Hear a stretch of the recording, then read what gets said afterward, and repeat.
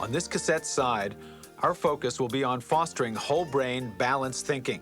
Begin by asking yourself this question: where am I physically located when I get my best ideas?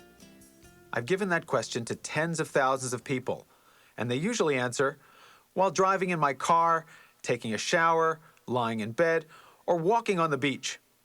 Virtually no one ever says, I get my best ideas at work. Why not?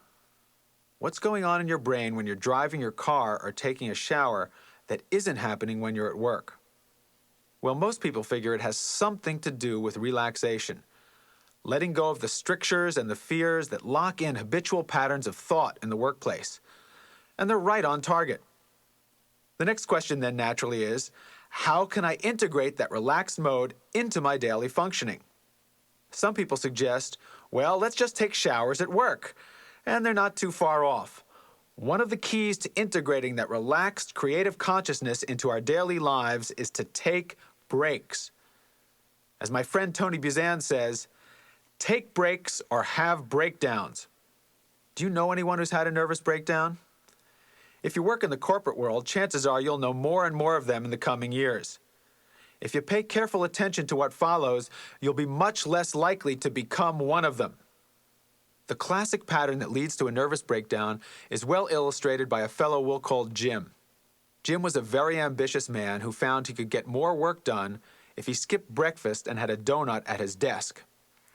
Then he discovered business lunches and had one almost every day so he could get even more work done. He always took work home and he never took vacations. Hobbies were out because he had no time. For 10 years, he did pretty well.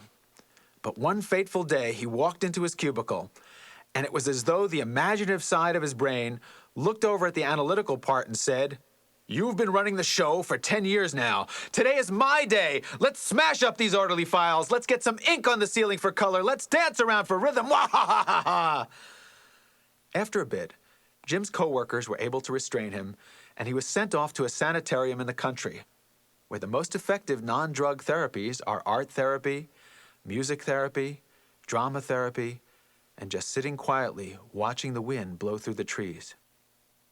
After 3 months of nourishing the parts of his brain that had been starving, Jim was released and he returned to work. Now, statistics show that if people don't change their behavior patterns, they often suffer a second major breakdown shortly after recovering from the first. Jim was a classic example. Upon returning to his job, he thought, oh my, I've missed 3 months' work. I've got to have a donut at my desk, business lunches, take work home. It didn't take long for Jim's brain to figure out the answer to the question. What did I have to do last time to get that 3-month vacation in the country? Bang! The second breakdown. And this time they took Jim away for good. Now that's the scenario for the dramatic nervous breakdown. But what about those little mini breakdowns of everyday life? Like the, why didn't you get that on my desk 5 minutes ago breakdown at work? Or the get out of my way, you bleeping bleep breakdown in traffic. Or you come home and yell at your spouse, your kids, your dog, or your cat.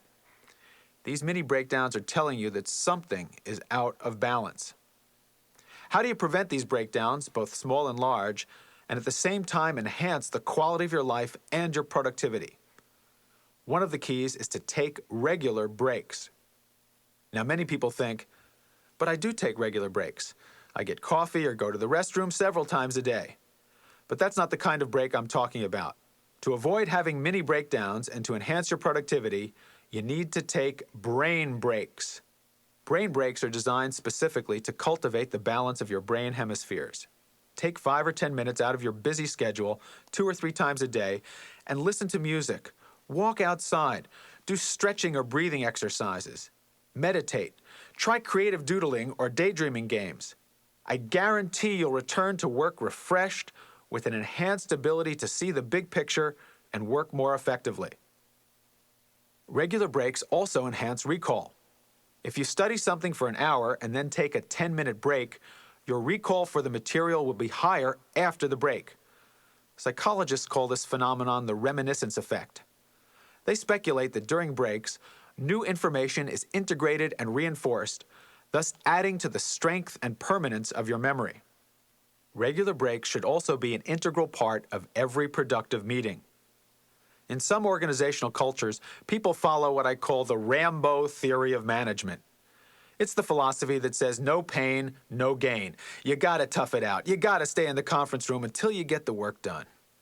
It manifests in a contest to see how long people can last without going to the restroom. This is a theory that works fine on the battlefield or at high noon at the old corral, but it does not bring out high performance in the workplace. In the workplace, I say, no brain, no gain. As a meeting grinds on, the graph of productivity goes down, down, down. If you want to maximize brain power through the course of a meeting, you need to establish a balance between focus and relaxation. That means taking a 5 or 10-minute brain break every 45 to 75 minutes. In the most effective organizations, breaks are an integral part of the actual working process, a critical method for facilitating the highest level of performance by individuals and teams. Remember a few minutes ago when I asked where you're physically located when you get your best ideas? Well, your answer to that question leads me into the next method for providing your brain with the nourishment it needs to operate at maximum levels of productivity. Chances are you named a place and activity that puts you in a relaxed frame of mind. Now, how can we create an atmosphere in the workplace and at home that encourages the generation of our best ideas? Let's begin with the work environment. Have you ever noticed the similarities between schools, government and corporate offices, hospitals, prisons, and insane asylums? These institutions usually feature cubicle structures, generic wall colors, and fluorescent lighting. I call this phenomenon cubicle consciousness.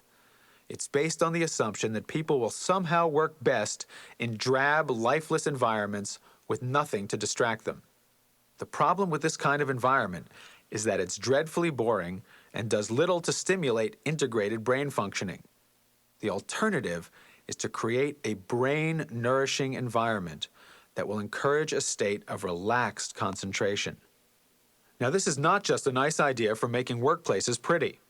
An example of the power of a brain-nourishing environment comes from my work with the DuPont Company's Learning Resources Organization. This group was responsible for training people in the use and maintenance of a complex machine designed to conduct a number of tests for healthcare institutions. To be cost-effective, the training had to be completed in 1 week, but it was taking 2 or even 3 weeks to achieve the desired levels of competence. DuPont called me in, and on my first visit to the site, I was impressed with their state-of-the-art interactive training technology. However, the learning environment was standard cubicle consciousness, generic colored walls, fluorescent lighting. There was art on the walls, a picture of the machine the students were learning on. They'd look up from the machine and see a picture of the machine.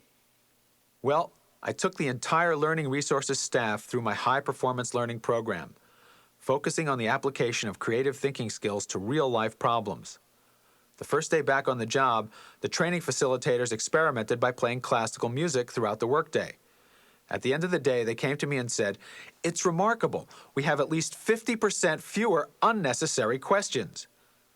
The training supervisors speculated that students were getting a bit more brain nourishment, helping them focus on the task at hand. We went on to make a number of other changes in the learning environment.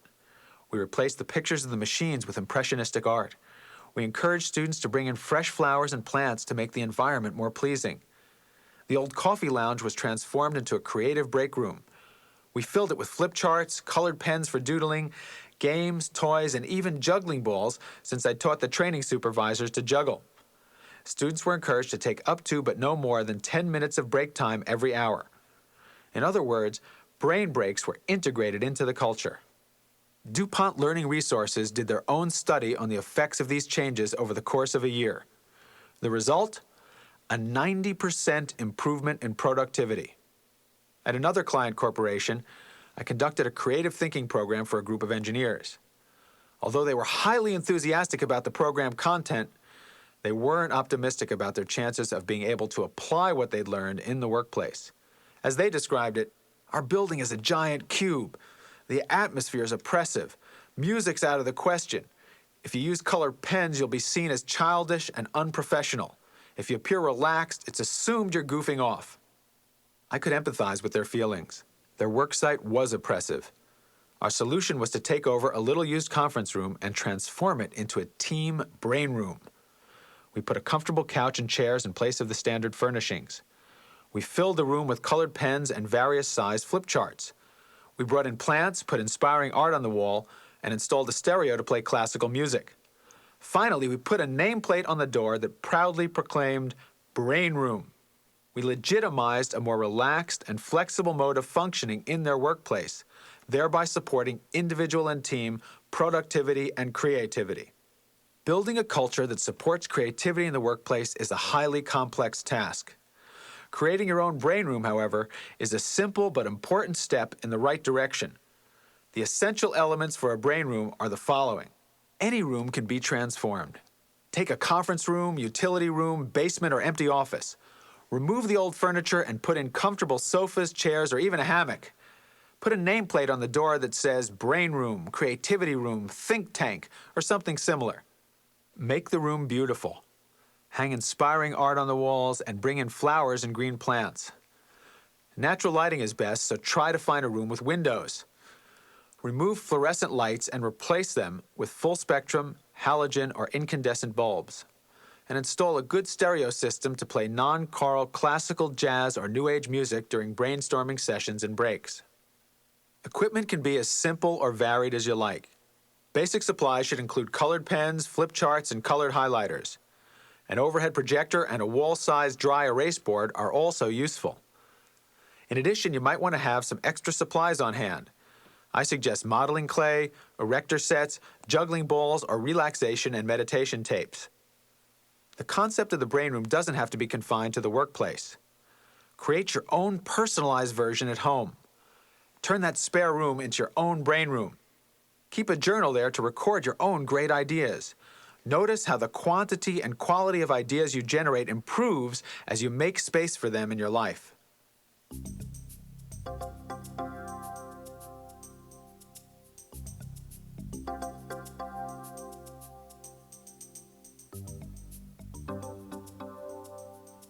In addition to taking brain breaks and creating a brain-nourishing environment, you can also promote brain synergy by recording your dreams. Many great geniuses point to their dreams as the wellspring of their creativity. Elias Howe, inventor of the sewing machine, got the idea for putting the eye at the end of the needle when he noticed that the cannibals in his dream who were boiling him for dinner had little holes at the end of their spears. In your waking hours, you can help balance your brain by taking time for solitude. Interestingly enough, most people get their best ideas when they're alone and can get their heads together. Take time to be alone in your brain room or go for a walk by yourself each day. At least once a year, get away for a couple of days by yourself. The intellectual and spiritual benefits of taking time alone will flow throughout the rest of the year. But as important as solitude is, it's also essential to work creatively with others, preferably those with different thinking styles. It's all too easy to spend our lives, both personally and professionally, surrounded by people who are just like us. But this kind of intellectual inbreeding gets to be incredibly boring and doesn't do much for helping us see the world in new ways. Deliberately spend time with people who have a different brain dominance pattern. If you're an accountant, take an artist to lunch, or vice versa. At work, if you want a high-performance team, be sure that the members reflect different thinking styles and that they understand and respect each other's contribution. Frequently, organizational cultures are split between the logical, analytical thinkers and the more imaginative, intuitive types. In many organizations, the left-brainers gather by the coffee machine, look over at the right-brainers and say, "What a bunch of flakes! Their heads are in the clouds. They don't know about the bottom line like we do." Meantime, over at the water cooler, the right-brainers are looking down their noses at the lefties saying, "What tiny minds those bean counters have. They don't see the whole picture like we do." One of the researchers on the two hemispheres of the brain, Ned Herman, founder of the Whole Brain Corporation, developed a test to determine the extent to which people function in either a left or right side mode. Herman is famous for taking the people who tested out as ultra-left or ultra-right, forming two teams, and giving each of them a task. They'd have 2 hours to complete it. The ultra-lefts would come back exactly on time with a beautifully typewritten report, perfectly organized but incredibly boring. The ultra-rights would go away and have a magnificent debate about the meaning of the assignment. They'd come back at different times with colored jottings scrolled on scraps of paper, inspired but useless because they weren't organized. The next part of the exercise involved mixing the teams with a trained facilitator and encouraging them to learn from one another. They'd come back on time with a balanced, creative product. The implications are obvious. If you're managing people, you want to create balanced teams, harmonizing the analytical and imaginative perspectives. And you want to encourage the cooperation and balance of these two approaches on both an organizational and individual basis. Another secret for balancing your brain is to make time to pursue your ideal hobby. Almost everyone has some activity they've always wanted to do, learn, or experience. When I ask people in my classes to name their ideal hobby, it's almost always something artistic, adventurous, or expressive. No one has ever told me that they wish they had more time to study quantitative methods. People long to pursue their secret hobbies because they serve as a counterweight to the left-brain imbalance of daily life. And it's obvious that those who pursue their bliss, who passionately engage in outside areas of interest, are happier and more successful. So sign up for those piano or mountain climbing lessons. Get to work writing that novel you've always dreamed about. Enroll in Aikido or art class. Whatever it is, do it. One hobby that's particularly useful in balancing your brain is meditation. In 1975, Dr. Bernard Gluck found that brainwave patterns of meditators showed an increased harmony between the two hemispheres. He concluded that meditation encourages greater coordination of the whole brain. Additional research by Dr. Herbert Benson and others demonstrates the value of regular meditation in lowering high blood pressure and counteracting the stresses of everyday life. Thousands of meditators also will testify to the benefits of meditation in solving problems, coming up with new ideas, relaxing, or getting in touch with their inner voice. If you'd like to try a simple but effective form of meditation, you'll need to devote 10 to 20 minutes to the following exercise. You'll find it much easier if you create a quiet environment free from distractions, and if your stomach is closer to empty than full. For obvious reasons, please don't try this in your car. Sit in a comfortable, upright position. It's possible to meditate lying down, but you'll probably fall asleep instead. Approach meditation with a non-judgmental, accepting attitude. Begin by closing your eyes and scanning your body with your awareness. I'm going to call your attention to individual parts of your body. As you attend briefly to each part of your body, gently ask it to relax. Avoid waiting for a response or trying to relax. Just let it be and move on.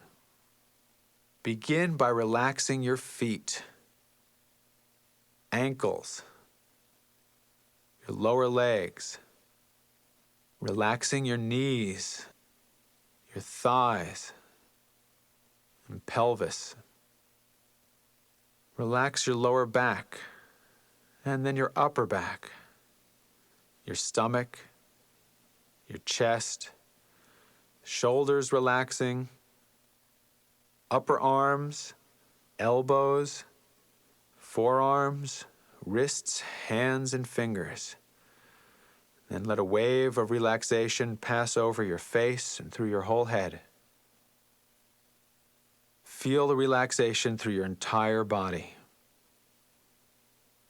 Now, bring your attention to your breathing without trying to change it in any way. Follow the flow of your breath as the air comes in through your nostrils, fills your torso, and flows out through your nose or mouth.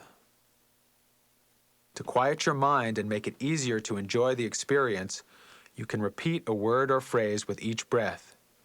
Dr. Benson suggests repetition of the word one. So you inhale, and then as you exhale, repeat silently, one. If you prefer, you can substitute another word such as light or love. Mind wandering is par for the course. Distracting thoughts are like birds flying around your head. You may not be able to stop them from fluttering about, but you can prevent them from roosting. When your mind wanders, and it will, simply bring your attention back to your repeated word and to the flow of your breathing. Maintain a laissez-faire attitude. Meditation is a natural, effortless function of your attention. This technique is simple and effective. So effective that even as I tell you about it, I'm relaxing. If you'd like to continue this meditation for the full 10 to 20 minutes, turn off the tape now and return when you're finished.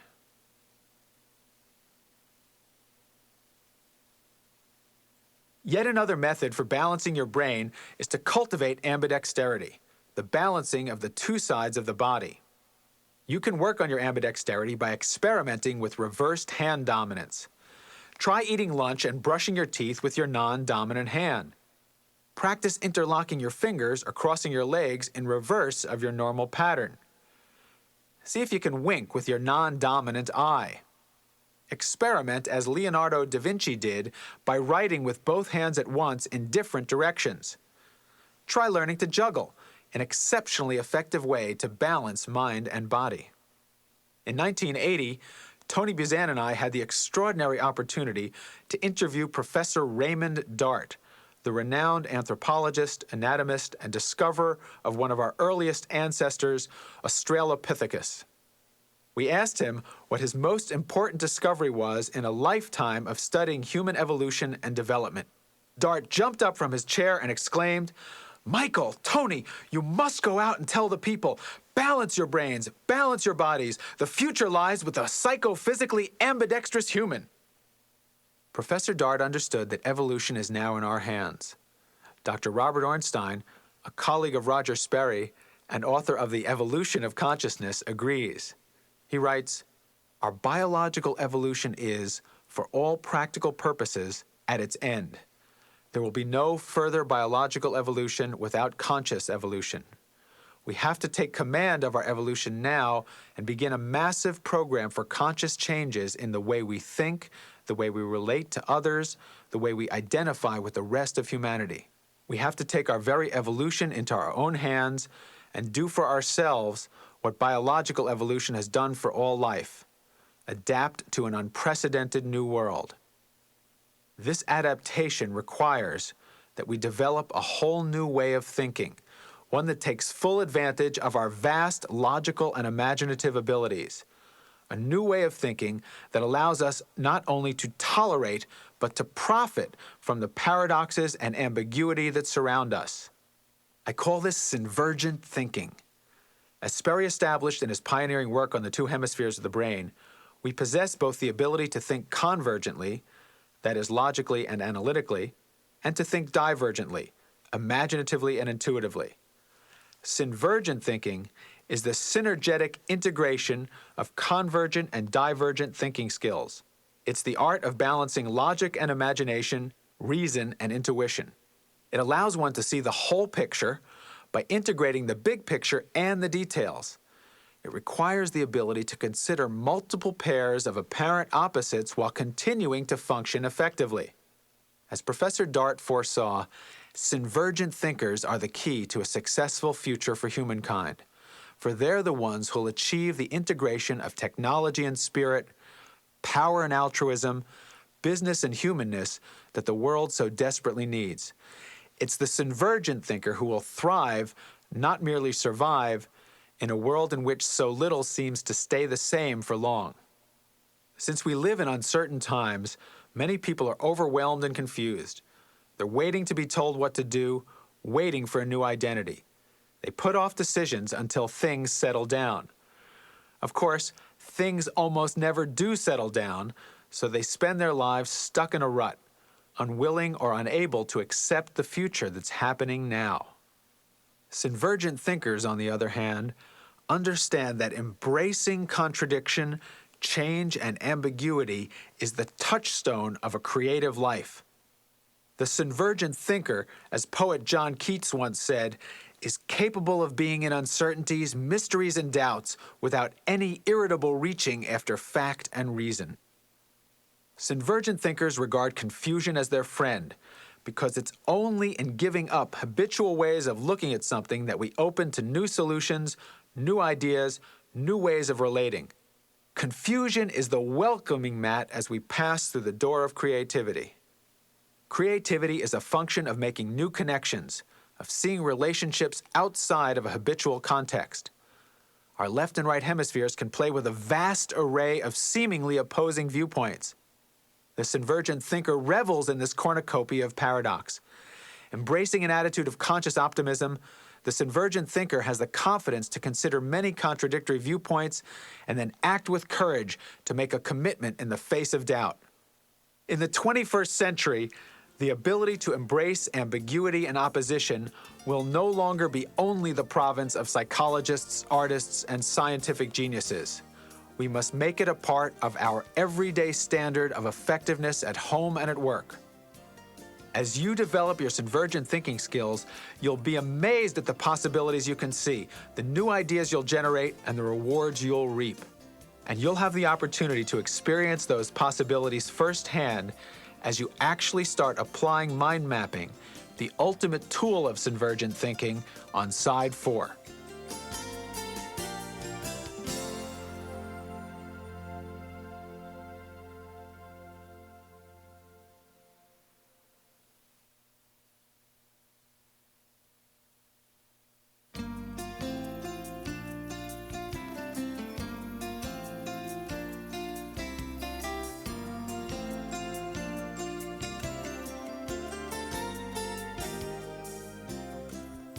When you mind map a subject, you can see both the details and the big picture on one piece of paper. New relationships between ideas become apparent, producing dynamic and creative results. Material captured on your mind map becomes imprinted on your brain, dramatically improving your recall. Mind mapping packs such a big payoff because it allows you to express your natural synergetic thinking processes on paper. It integrates the left brain functions, logic, ordering, analysis, and attention to detail, with the more right brain attributes, such as color, imagination, synthesis, and rhythm. The result is the creation of a positive feedback loop between your notes and your thinking process that enhances the flexibility, creativity, freedom, precision, and quality of your thoughts.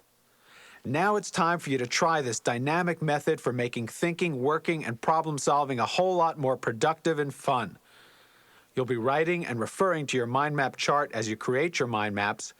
So if you're driving, listen to what follows and then listen again later when you can put the exercise in writing.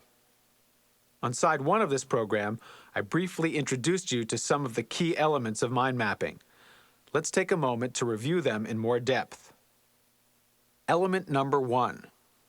You'll begin your mind map with a symbol or picture at the center of your page. This drawing will serve as the home base for your creative associations.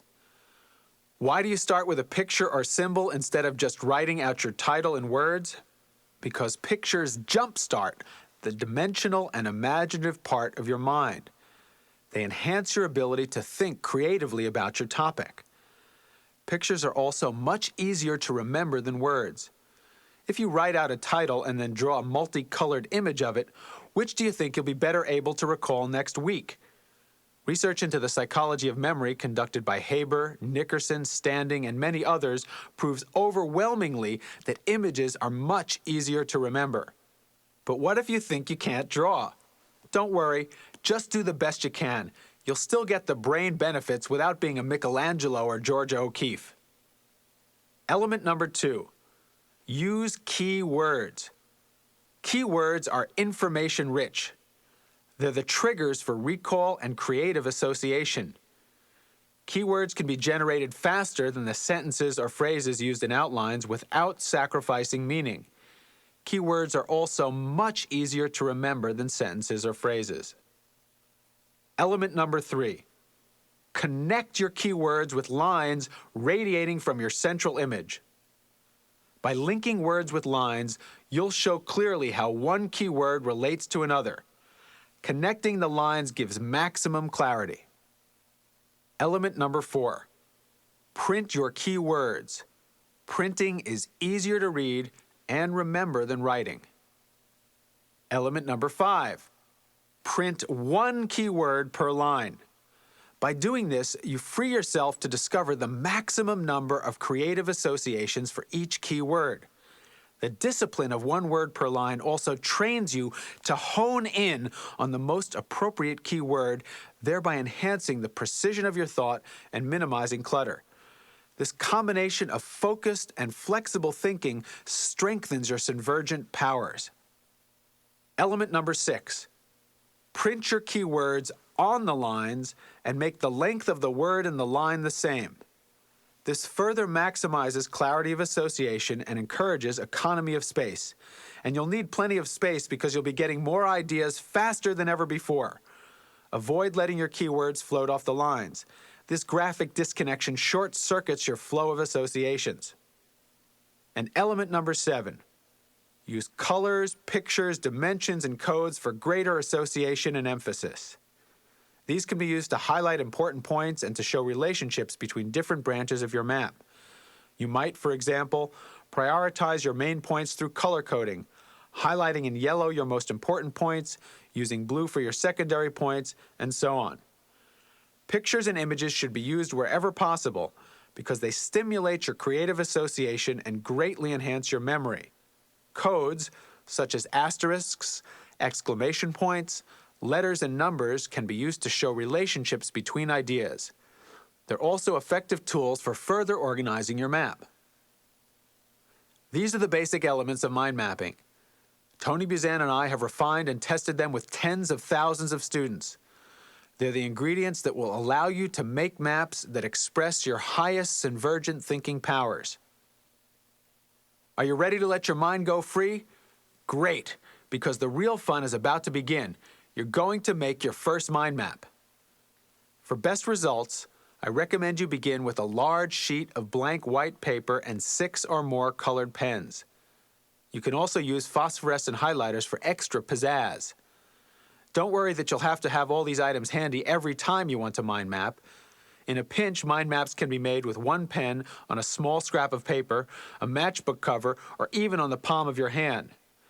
Generally, however, it's best to use the biggest available sheet of paper when mind mapping. I recommend flip chart size. The bigger the paper, the greater the freedom to express your own unique associations in a magnificently unforgettable style. Now, remember the speech topic you chose for the exercise on side 1? Well, in a moment, I'm going to ask you to do that exercise again. Only this time, I'd like you to do it in mind map form. Just before you begin, let me give you an example of how the mind mapping process works.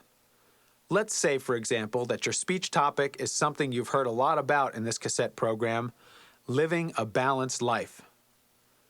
Imagine you start by drawing a picture or symbol in the center of your page that represents this theme. Then, imagine you draw lines that radiate out from your central image. You print keywords on the lines, one word per line. As your associations flow, you add more keywords, printing them on branching lines to show their relationship to the main lines. So, as you think about living a balanced life, one of your keywords might be, for example, family. This might trigger other keyword associations such as love, needs, children, or marriage. You'll write these on lines branching out from the family line. You wouldn't include such non-keywords like as, the, and, or to. Another keyword might be health, which could trigger associations like exercise, diet, or rest. Other main lines might include community, hobbies, friendships, career, finances, or spirituality. Perhaps you'll reach a point where the associations aren't flowing.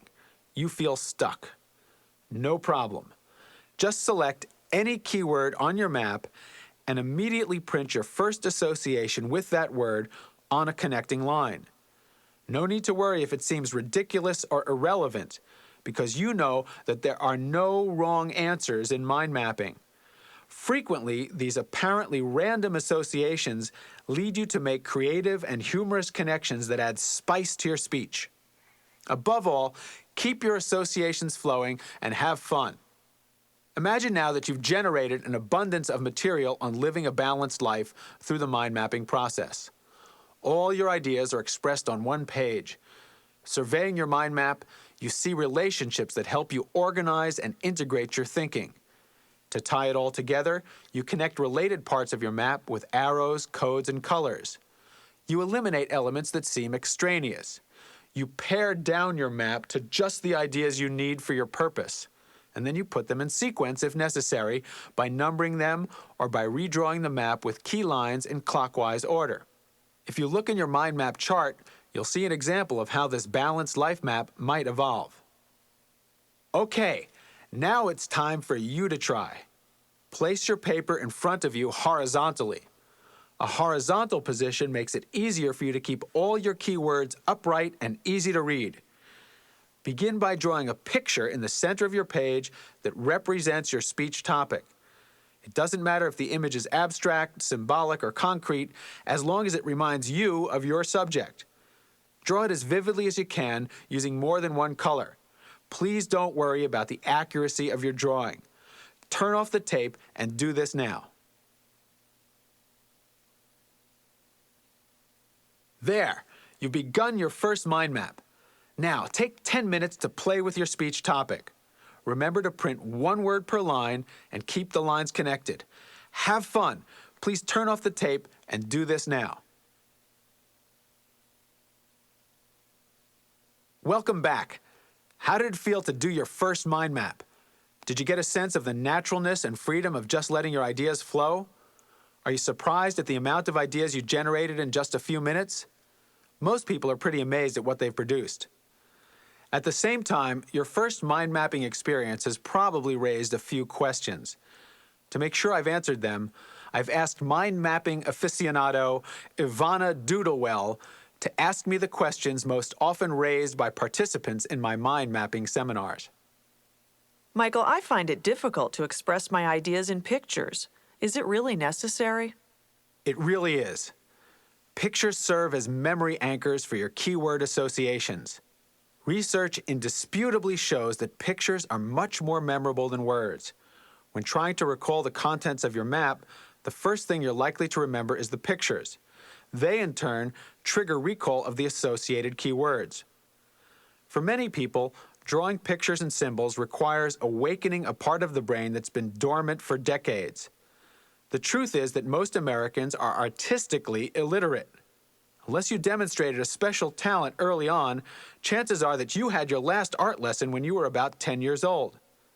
Can you imagine if we treated other subjects in this manner? Sorry, you don't show any special talent for history, so we're cutting you off at the Middle Ages. As we've seen from our overview of the great brains and Sperry's Nobel Prize-winning research, the imaginative and artistic aspects of thinking are essential to high performance. So even if they seem awkward or unrecognizable at first, start drawing symbols and pictures in your maps. Don't judge them, just draw. Abstract art is fine. As you practice, your imagination, playfulness, and recall will grow accordingly. And of course, your drawings will improve. What else can I do to improve my ability to represent my ideas in symbols and pictures? In your mind map chart, you'll find examples of simple pictures and symbols that are very easy to reproduce. They're all based on circles, squares, triangles, and lines, shapes anyone can make. Another helpful resource is Dr. Betty Edwards' practical guide, Drawing on the Right Side of the Brain. But remember, any drawing that triggers your associations will work. Is it necessary to print only one word per line?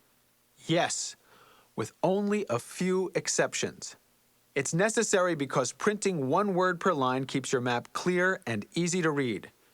Most importantly, the discipline of one word per line trains you to focus on the most appropriate keywords, thereby enhancing the precision of your thought. As you practice choosing single keywords, your skill at grasping the essence of a subject grows. At the same time, printing just one word per line leaves you free to find the maximum number of associations with each keyword, thereby increasing the freedom, breadth, and spontaneity of your thought. But Michael, there are times I need to record quotations, phrases, or long formulas. What do I do then? These are the exceptions to the one word per line rule. When you encounter information that needs to be recorded verbatim, such as a quotation, phrase, or formula, you can do the following. Create a column along one side of your sheet of paper. List your verbatim material in this column, then connect it to the appropriate branch of your mind map with an arrow. You'll find an illustration of this method for recording verbatim material in your mind map chart. Why is it so important to connect all your lines when you mind map? Connecting the lines literally keeps your thoughts more connected by clarifying the path of association between words. This supports maximum clarity and precision of your thinking. When words float off the lines, as illustrated in your mind map chart, relationships and patterns are obscured. Part of the beauty of mind mapping is that it trains you to see relationships and patterns of thought.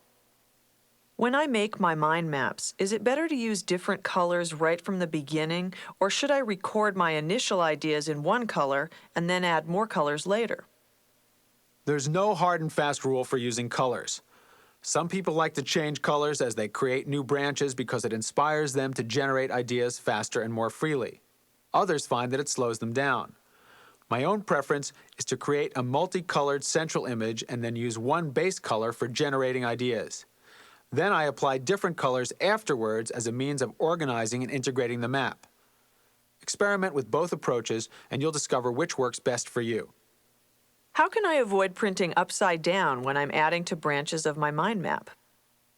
Angle or curve your lines as necessary in order to keep all your keywords upright and organized. Sometimes you'll also need to draw a line that you won't print on in order to connect another line that allows you to print right side up. There's an illustration in the mind map chart that shows you how to accomplish this. Michael, I've heard of other note-taking systems such as clustering, spider diagrams, idea mapping, and decision trees. What makes mind mapping different? These various methods of note-taking do have one point in common with mind mapping. They're all nonlinear means for generating and recording thoughts. Mind mapping, however, is the only one that takes full advantage of all your brain's abilities. Many of these other systems are imitations of mind mapping based on an incomplete understanding of the brain.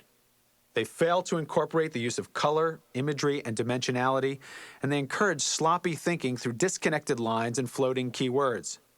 Mind mapping is based on the assumption that your notes are a manifestation of your thinking process and that your thinking process can be improved by taking and making notes in a brain-friendly fashion. It's specifically designed to facilitate expression of whole brain, synergent thinking by creating a maximally positive feedback loop between your notes and your brain.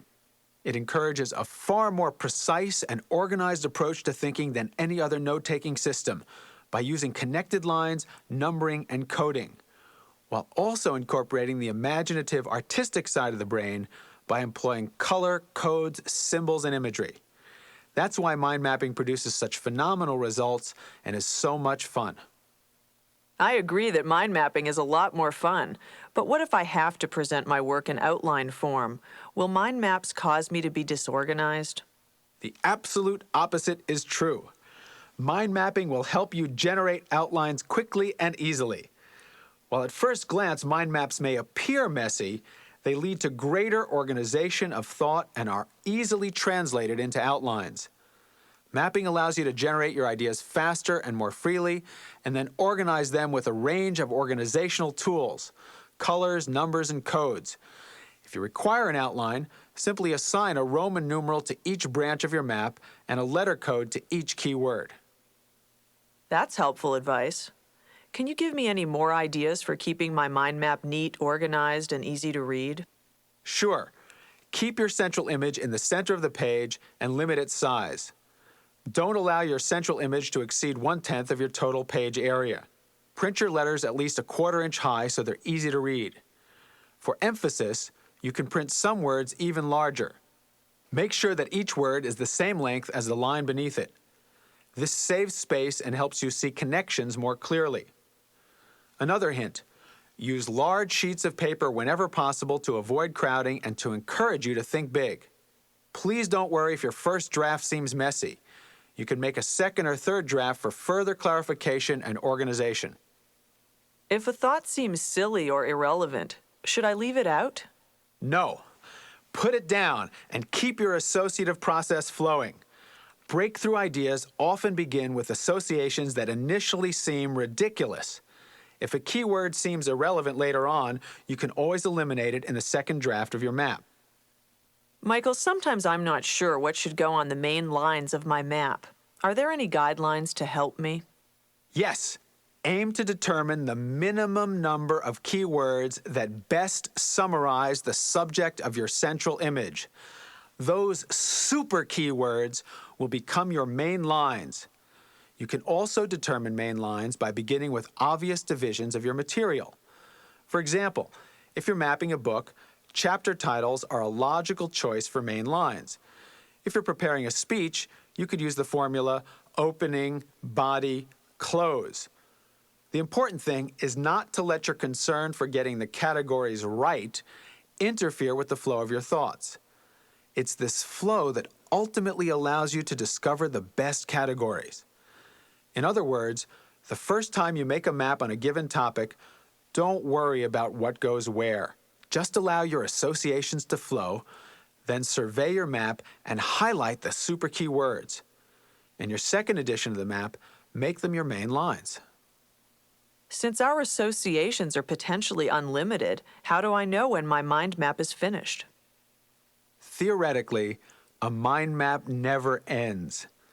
Leonardo da Vinci emphasized that one of the keys to the highest levels of intelligence is recognizing that everything is connected to everything else. If you had the time and energy, you could go on linking all your knowledge and ultimately the knowledge of all humanity. Of course, when you're trying to finish a report or write a strategic plan, you don't have time to link all human knowledge. Practically speaking, your mind map is finished when the information you've generated meets your objectives for whatever project you're working on. And you'll find that with mind mapping, that moment will come sooner than ever. Now that I'm really tuned into my creative potential, I'd like to customize mind mapping and develop my own unique style. Any advice for achieving this? The elements of mind mapping are carefully designed to encourage individual self-expression. Each guideline has been developed and tested to help you maximize your thinking skill over the long term. So the potential for customizing is built in. But before you improvise with the elements, I recommend that you apply them as I've presented them in this program for at least 6 weeks. After you're thoroughly familiar with the basic elements, feel free to customize them and develop your own unique interpretations. A number of my students have developed approaches to mapping that rely solely on images and symbols. Other students have made three-dimensional maps using holograms and collage materials. So master the basics and then explore. I enjoy mind mapping so much that I'd like to share it with others. What's the best way to do this? The best way to share mind mapping with your friends, family, and colleagues is simply to show them one of your maps and explain the content. You don't need to mention the brain or even the term mind mapping. Just use your map to illustrate the natural flow of your thinking. The logic of the process makes it easily understandable. Once you've captured their interest, you can explain the elements and guide them through an exercise in mapping using a topic like planning a vacation, doing a homework assignment, or preparing a speech. I'm concerned about making mind maps in the workplace. What if people think it's childish when they see me drawing with colored pens? This is a common reaction, but once people overcome their surprise at seeing something a little bit different, most are receptive to anything that makes their jobs easier and their thinking more effective. Many will ask for your help in learning how to do it. You can show them by using the guidelines I gave in answering the previous question. Michael, do you find that your mind mapping students really use their new skill? Absolutely. When people are properly taught to use mind mapping, they apply it immediately and continuously in their professional and personal lives. Mind mapping has become an essential tool used on a daily basis in many Fortune 500 companies, as well as by people in every walk of life. It will become the standard thinking skill in the best schools and companies of the 21st century. Would you please review the advantages of mind mapping? Mind mapping gives you easier access to your brain's potential. It allows you to generate more ideas in less time. Its free-ranging format, adding words to one branch of your map one moment, then skipping over to another branch the next, dramatically increases your chances of generating new ideas. You activate your whole brain when you use mind mapping. It lets you develop a logical sequence and detailed organization of your material while encouraging imagination and spontaneity. When you mind map a subject, you can see both the details and the big picture. It encourages you to discover new relationships between all your ideas with dynamically creative results. Perhaps the greatest advantage of mind mapping is that it improves the quality of your life by making thinking, working, and problem solving a lot more fun. How does mind mapping train me to be a better thinker? Mind mapping trains you to be a better thinker by encouraging you to use all your brain's natural functions. When you mind map, you create a natural feedback loop between your brain and the notes you make. By expressing your thoughts in a dimensional, colorful, pictorial, key, connected, free-flowing fashion, you nourish all elements of your thinking. The more you map, the stronger these elements become. As the elements strengthen, your mapping improves, further nourishing the elements. Mind mapping builds the habit of creative, synergent thinking through this ongoing cycle. Now that I've learned mind mapping, what are its main applications to my life? The greatest application of mind mapping is as a tool for developing your thinking powers. You'll develop these powers by discovering specific practical ways to put mind mapping to work for you immediately. On the next tape, I'm going to show you how to begin using mind mapping to improve every area of your personal and professional life.